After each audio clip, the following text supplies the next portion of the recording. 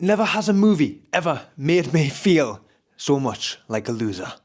I was so reluctant to see this film after the atrocity that was Let There Be Carnage. I knew it was going to be like this. But curiosity got the better of me. And was this the dumpster fire that I was realistically going in and expecting it to be? Well, it was big, it was dumb, and it was ever so slightly fun. I don't trash the other two movies just out of pure enjoyment. I am a huge Tom Hardy fan, and if anything, it's out of sheer disgust that this is the best they could utilise him. Now, that said, he did decide to take this role on. He must have known what he was getting into. Like, why? His talent is immense, and he's wasting it on 3 of these movies. Eddie Brock is just a bumbling buffoon in this movie, and pretty much the other two. Like, isn't this supposed to be some kind of character arc? He's the exact same as the previous 2 movies, if not worse. Throughout this movie, Eddie Brock basically just looks like he has his pants constantly. It's ever so slightly better than Let There Be Carnage, but that can't be a pro because the bar was set so low that anything surely was going to be better. And the only times it was really somewhat enjoyable was when it went a little bit more of a darker tone and more serious. It unfortunately, however, though, basically for the majority of this movie, it's like trying to be some really poor comedy, which never, ever lands. Venom feels like he was one of the kids in Kindergarten Cop that Arnie tried to teach.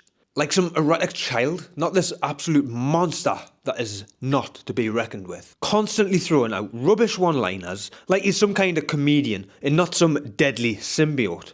They end up in Vegas when running from this crypto whatever thing that is after them. And they end up on some slots and it's just so awkwardly unfunny. Like looking at the guy next to him while he's on the slot machine, and even that guy is just like, I want to get out of this movie now, please. He sings with the hippie family because of course Venom does that.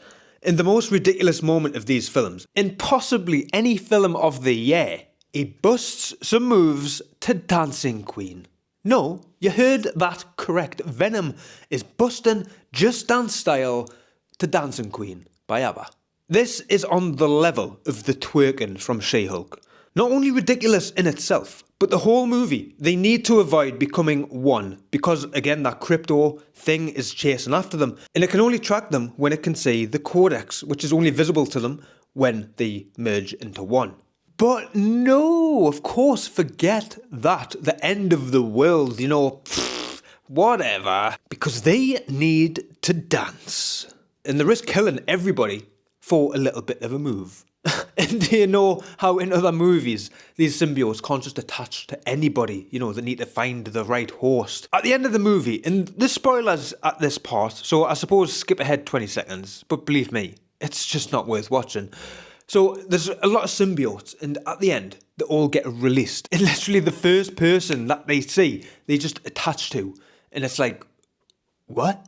And no issues, they basically just become like Eddie and Venom. Perfect companions. And frankly, Null, who's the bad guy of this film, is never in here, apart from the very start, which, it started off pretty cool, it looked decent, and Null sounds menacing, but he's at the start of the movie for like 2 minutes, and he's at the end for even less.